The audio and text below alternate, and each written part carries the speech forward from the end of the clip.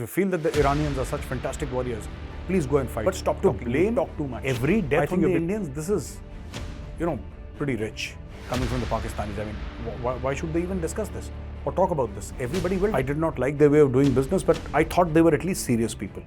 Today I realize that, they're absolutely non-serious people. They're turning out to be another North Korea. Jai Hind friends, I'm Major Gaurav Arya and you're watching the Chanakya Dialogues English. Like this video, subscribe to our channel and do not forget to press the bell icon.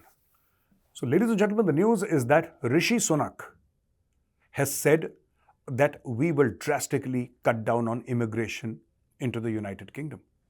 Now, here is something that Rishi Sunak said, that he's crystal clear that he wants to reduce immigration. The tough new immigration rules are set to reduce the number of people able to move to the UK each year by hundreds of thousands, which means lakhs of people less, which is a good thing. The UK Home Office said that the move would impact around 300,000 individuals who would no longer be eligible to enter the UK based on new measures, which include raising the minimum salary. The migrants must earn in a skilled job by a third. Sunak said that the level of net migration was too high and he was determined to change it. This is exactly what Suella Braverman was saying. And you sacked her, Rishi Sunak. This is exactly what she was saying. You're repeating her words and you sacked her. I mean, what is this logic? Immigration to Britain or immigration to the United Kingdom must benefit the United Kingdom. The problem is, it is benefiting Palestine and Syria and Yemen and all these basket cases of countries. There are exclusive Sharia zones inside the UK where the white population cannot enter. They're too scared. They'll get attacked. And, previous prime ministers and previous governments have allowed this to happen. I'm glad that you realize that unbridled immigration is a problem. It's a problem for India also. We have Bangladeshis and we have Rohingyas swamping us. And it's a problem. So we should also make every attempt to stop them. We do actually. We do. There is nobody in India who says that, welcome, welcome, our arms are wide open and come and, we love you and come and settle. Nobody says that. They get in here surreptitiously. We have certain crooks masquerading as politicians who help them and other people. But the fact of the matter is that this needs to be stopped. And I can tell you one thing. If these people start misbehaving like they do everywhere, if the crime graph rises in the UK to such a level that the white majority is extremely upset with how the country is being run, you will have another Geert Wilders winning by a landslide in the next UK elections. It all boils down to that: identity, religion, culture. Now, everything that these migrants bring is foreign. A foreign identity, a foreign culture, a foreign religion. But you can adjust. Britain has been adjusting. But have the migrants adjusted? You know why? I'll tell you one more thing. A lot of people say that Indians are extremely successful, NRIs, non-resident Indians, they're extremely successful because of the levels of education, etc. Yes, that is one of the factors, but that is not the only factor. The biggest reason why we are successful everywhere across the world, Indians, everywhere, including the United States of America or Europe, we are the top performers everywhere. You know why? Because we come from an extremely diverse country and we know how to blend in. There are no Hindu zones anywhere in the world where a foreigner may not come. There are no Hindu zones. There are no Hindu zones even in India. Forget about foreign countries. You're welcome everywhere here. We go out of our way to mix with people. We understand initially, after getting citizenship, it's a different case altogether. And you've got citizenship and you have every right on that country as much as an original Briton does. All right? An original Englishman or Englishwoman does. You have equal rights. But before that, till the time you have not been given citizenship, you're a guest in that country. At least that is the way I think. I could be wrong, but that's the way I think. You're a guest. Behave like a guest. Don't try to take over the house of the person who has so kindly invited you in. And this is why Indians win everywhere. We're talking about the UK because we're talking about Rishi Sunak. You look at all the NRIs in UK. They're law-abiding. They pay their taxes. They work hard. They're model citizens. There are no terror attacks. You'll hardly find any Indian's name in any criminal offense. I'm sure there are a few, but you'll hardly hear them. they follow the law, they have friends outside the Indian community, they mix with people. That is why they are successful. Education also has a huge role to play. Indian middle class values has a huge role to play. But apart from that, the reason for their success is also this. The reason for their success is that they are able to assimilate. Do you think a guy from Palestine will be able to assimilate? Never. He's not there to assimilate. He's there to take over. There's a guy called Sajid Mir. I don't know if you've heard of him or not, but Sajid Mir became very infamous in India during the 26/11 attacks in Mumbai. He was the point man of the Lashkar-e-Taiba, right-hand man of Hafiz Saeed, and this guy actually planned and executed 26/11. He's the guy who sent Ajmal Kasab and his band of terrorists to India. They came from Karachi to Mumbai, etc. And Sajid Mir has somehow got poisoned. I don't know who poisoned him, but he's on ventilator. It seems that he's not going to make it. That is what people are saying. I don't know whether he's going to make it or not, but the social media is saying that he's not going to make it. He's in extremely, extremely serious condition, and Sajid Mir has got poisoned. Now, there are conspiracy theories. As you know, there will be conspiracy theories all around saying that the Indians did it.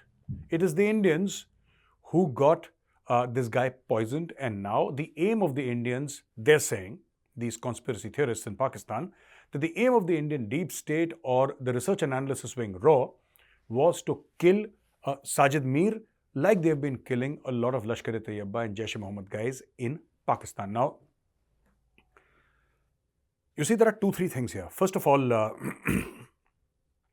this is very unique, this whole thing about, because so far we had been hearing about drive-by shootings. 2 guys come on a motorcycle, spray paint, leave. Spray, leave, kill, leave. This is the first incident of poisoning that I'm hearing about.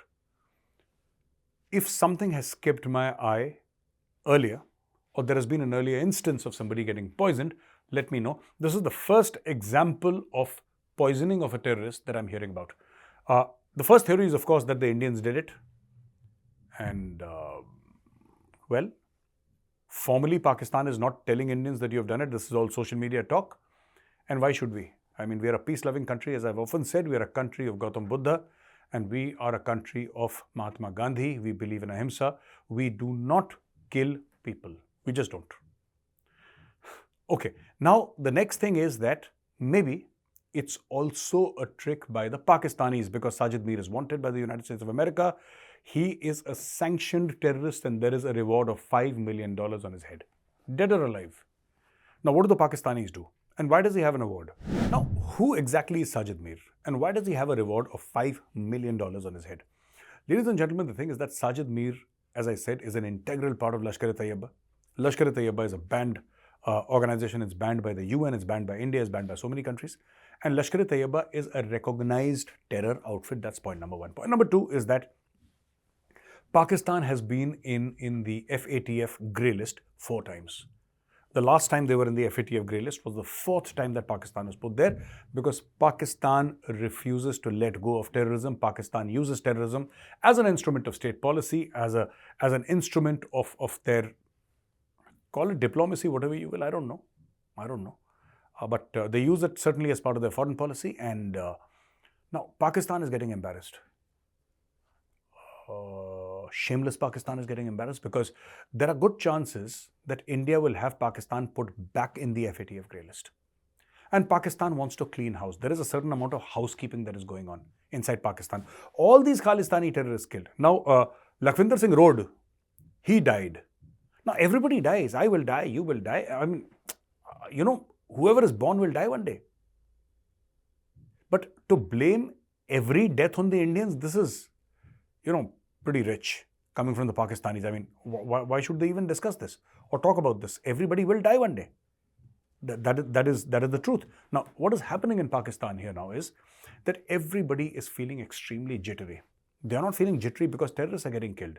In all probability, the ISI is doing it themselves because they want to clean their house. There is housekeeping going on in Pakistan. So the top terrorists, the very top of the terror chain, they live in 5-star prisons. They are allowed unlimited visits by family. They are allowed home-cooked food. They have televisions. They have air conditioners. They have servants. They have people serving them 24/7. They have their own vehicles there. They come out at night. They meet people. They go back into jail, etc. So it's a very fine arrangement that Pakistan has made for the likes of Hafiz Saeed and Maulana Masood Azhar. Now, then there is the second rung of leadership, which also gets a little bit of state blessing, but it's not that much. And these are the people Pakistan feels may crack. Now, Pakistan is suffering from a very severe fund crisis. You see, Pakistan does not have money, and terrorism requires a lot of money. There should be a free flow of money for terror to bloom. All these people have been under state patronage for decades, some for 3 decades or so. Some of them even for 3 decades, 30 years. So they have been paid for by the state for a very, very long time. And now the problem is that the state does not have money. Could it also be that Sajid Mir has gone up to the ISI and said that if you do not give me money, because Sajid Mir is hardly an engineer or a doctor or a researcher or a scientist or a neurosurgeon, that he's going to be able to earn his keep. All he knows is terrorism. And he has no other trade. He has no other expertise. So what happens if Sajid Mir goes and tells his ISI handler that, sir, I need money, otherwise I'm going to open my mouth? Then what? Then what Pakistanis will say, or the ISI will say, that this guy till yesterday was an asset, today he's a liability, let's get rid of him. And the third theory, so first one was that the Indians killed him. Second theory is that the Pakistanis killed him or will kill him. And the third theory is that, he is too important for the Pakistanis to let him be killed or themselves to kill him. So what they're going to do is, they're going to say that he died. They'll make up a story. They'll say that he died. And everybody lies in Pakistan. Everybody's telling a lie in Pakistan all the time. They're pathetic liars. Let me give you an example. Pervez Musharraf swore in front of the global media that he does not know where Osama bin Laden was. He said, I don't know where he is. I have no clue where Osama bin Laden is. This is what Pervez Musharraf, the chief of army and the president of Pakistan, he was the boss, right? He was the head of the state. And he said, I have no idea. And when he made this statement, Osama bin Laden was inside Pakistan, hiding in that house in Abbottabad. So, what the Pakistanis will simply say that somebody poisoned him, he died there. So, he goes under the knife, he has plastic surgery done on him, he gets a new identity, he gets a new identity card, he gets a new passport, he gets everything new, a new house, he moves to some other city in Pakistan, and that's it. That's it. A new face, new name, new identity. And suddenly the pressure is off Sajid Mir. Now there is no pressure on Sajid Mir. So this is something that Pakistan could be doing in this case. It's very easy to say that Raw did it. For everything in Pakistan, Raw did it. Because then to the people of Pakistan, you don't have to explain. All you have to say is that this is the conspiracy of the Hindu. And this goes down beautifully with the Pakistanis. They believe in all this nonsense even today. This is 2023 and they believe nonsense like that in 2023. Now for the next news. The Iranian Revolutionary Guard chief has openly threatened Israel. Major General Hossein Salami, the commander-in-chief of Iran's Islamic Revolutionary Guard Corps, IRGC, he said that the Israeli regime would collapse in 48 hours if another military action like the Al-Aqsa storm broke out. Salami added that Israel was in a painful situation following a surprise attack by Hamas on October 7th. A few days back, the IRGC chief issued a renewed threat of war against the United States and Israel. Now, there was a time when I did not agree with the Iranian regime, but I thought that they were serious people. I did not like their way of doing business, but I thought they were at least serious people. Today I realize that, they're absolutely non-serious people. They're turning out to be another North Korea, if they aren't already another North Korea. Like this North Korea guy, Kim Jong-un, he keeps on threatening, he's the so-called supreme leader, he keeps on threatening nuclear war twice a week. Now, who's going to take him seriously? Now, who's going to take Iran seriously? Now, this Salami, Hossein Salami, he's the head of the, Islamic Revolutionary Guard Corps, IRGC, the most elite body of fighters in the Iranian defense services. Now, he's saying that we are going to fight against America and we're going to fight against Israel. Who has stopped them ever? I don't know who's stopping the Iranians. Go and fight. Why do you have to announce? This is why people, they are just, Persian-speaking Lahoris. That is what the Iranians are. They are Persian-speaking Lahoris. That's all they do.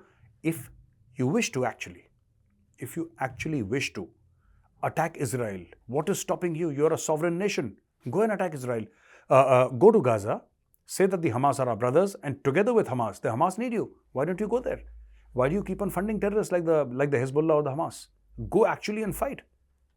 You're getting paid, you get your salaries, you're armed, I believe armed very well. Go and fight. But they won't do that. There was another general of the Islamic Revolutionary Guard Corps. His name was General Qasim Soleimani. Qasim Soleimani also had a habit of speaking out of turn. He was traveling in an SUV, a Predator drone flying at 40,000 feet above sea level. Someone in America pushed a button, a Hellfire missile found Soleimani, and that was the end of Soleimani.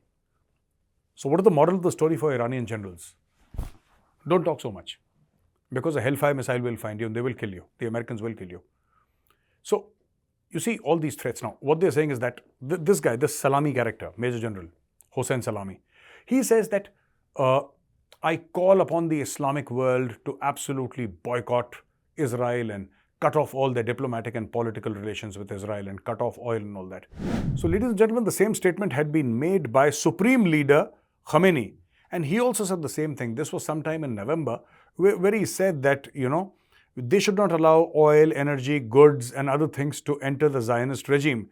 And they should limit their political relations. Nobody did anything. Nobody limited anything. Iran may want Israel to cease to exist. The fact of the matter is, Israel exists, and God willing, Israel will exist for the next 10,000 years, and there is nothing that Iran can do except hollow threats. So I would appeal, and this is a sincere request, that if you really wish to fight, and if you're such great warriors, and if you feel that the Iranians are such fantastic warriors, please go and fight. Stop talking. You talk too much. I think you've been sitting down and having, I don't know what you're smoking along with the Pakistanis. Okay? Thank you, ladies and gentlemen, for watching this video. Now for the question and answers. Now the first question is by Saransh Shergill. Greetings of the day, sir. I am Saransh. Hello, Saransh. He says we have witnessed the rise of the use of UAVs in recent past by adversaries to ferry arms, ammunition, drugs and whatnot. Has the government of India taken any steps to tackle this menace? If the West can weaponize its drones, why can't we have indigenous weaponized drones? So, excellent question, Saransh ji. I would just like to tell you that yes, the government is taking anti-drone measures. The BSF is doing it because the BSF controls the international border largely with Pakistan. They have anti-drone measures in place. Also the fact that, which is why all these drones are getting caught, because the BSF is doing its job. Also, there is a drone policy by the government of India. I'd just like you to know that there is a huge drone policy and there is indigenous manufacturing of drones which is happening in India. Plus, apart from that, we are also buying, I think, 32 Predator drones from General Atomics. These are the drone with those Hellfire missiles. So yeah, drone is the big thing in India, and they're being used not just for this, also for agriculture or also for mapping, for so many purposes. They're multi-purpose. And people are fusing AI with drone technology, and it's all happening in India. And Bangalore is the hub of all this, and Hyderabad is the hub of all this. So we'll keep you updated if there is any breaking news in this regard. But let me tell you that we are working on a drone ecosystem. We are delayed by a lot of years, many, many years, but we are doing it now. The second question is from Vishnu Prakash Vaikundath. Hello, Major. I'm Vishnu. Hello, Vishnu ji. You're from Kerala. I read in the newspapers that the recent elections were mainly based on communal votes, though I don't know much about it. I feel it will be a danger for the future of India. What are your thoughts on it? No, I think, Vishnu ji, you must read the papers. You're saying that I have read in newspapers. I don't know which newspaper you're reading, but I'll tell you what. It is wrong to assume that people are fools, right? You're saying that the recent elections were based on religion. I don't know who told you this. I think they were based on the developmental plank. I think everybody wants development. And it's wrong for anybody. I'm not talking about you here, so please don't misunderstand. But it's wrong for anybody to think that, oh, those people are a bunch of fools. You just say religion and they get swayed by it. No, they don't. But even if they do, what's wrong? If people feel that religion is something that they should pursue, they should pursue. If you feel that religion is not important for you, that's again your wish. If you're a Hindu, Hinduism says, there are Nirishwarvadis in Hinduism. And they're staunch Hindus. And who are Nirishwarvadis? Those who deny the existence of God. In any other religion, there would be a fatwa or a blasphemy ticket for you. Not in Hinduism. You can say that I deny the existence of God and it's all right. It's okay. So, whether it's Rajasthan, whether it's Chhattisgarh, everybody had a detailed plan. The BJP, the Congress party, whichever. This is what we're going to do for the people. It is just faith in the leadership, because a lot of people promise, but a lot of people don't deliver. Right? Promises are just a piece of paper. But after that, have you managed to deliver 70, 80, 90%? That is what the people look at. Which is why these elections took place. Not on the basis of, I'm saying even if they took place on the basis of religion, I don't think it's wrong. But just to tell you that no, they did not take place on the basis of religion. I think your conjecture here is incorrect. I don't know which newspaper you have read, but then certainly which means that you and I have not been reading the same newspapers, Vishnuji. So ladies and gentlemen, thank you very much for watching this video and thank you for your patience. If you like this video, press the like button, write in the comment section what you liked and what you did not. Subscribe to our channel and don't forget to press the bell icon. Jai Hind, Vande Mataram, Bharat Mata Ki Jai.